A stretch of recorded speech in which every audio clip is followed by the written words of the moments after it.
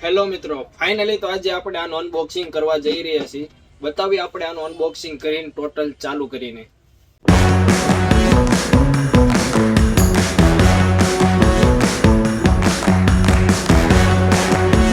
Unboxing થઈ ગયું છે કમ્પ્લીટ અને આપણી આયર્ન અને વોશિંગ મશીન બિલકુલ રેડી છે ચાલુ કરવા માટે. તો હવે આપણે આમાં નાખીએ સેલ.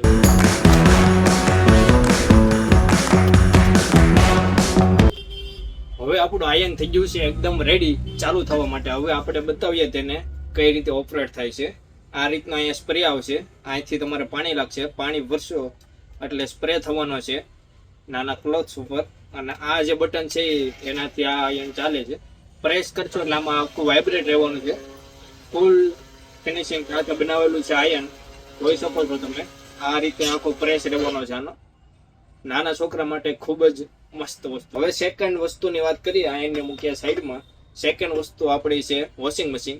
વોશિંગ મશીનમાં પણ આપણે સેલ ફિલઅપ કરીએ અને કરીએ ચાલુ. ઓકે મિત્રો, તો વોશિંગ મશીન પણ થઈ ગયું છે આપણું રેડી ચેકિંગ કરવા માટે. તો હવે આપણે આને કરીશું સ્ટાર્ટ. સૌપ્રથમ આમાં નાખીશું આપણે ક્લોથ્સ ની અંદર ફિલઅપ કરીશું. મારે આની અંદર પહેલા પાણી એડ કરવાનું રહેશે. અત્યારે આપણે આમને ચેક કરીને બતાવીશું એટલે પાણી એડ નથી કરતા. પછી રહેશે ઓન બટન એટલે મ્યુઝિક વાગશે. પછી ડ્રાય જેમાં વોટર અંદર આવશે. અહીંથી તમારે પાણી ફિલઅપ કરવાનું આવશે. અહીંથી તમારું પાણી ફિલ થશે અંદર. પછી આવશે સ્ટાર્ટ એટલે ફરવાનું થશે સ્ટાર્ટ. જોઈ શકો છો તમે, આખું અંદર પ્રોપર અંદર ફરવાનું રહેશે, પ્રોપર વર્કિંગ રહેવાનું રહેશે.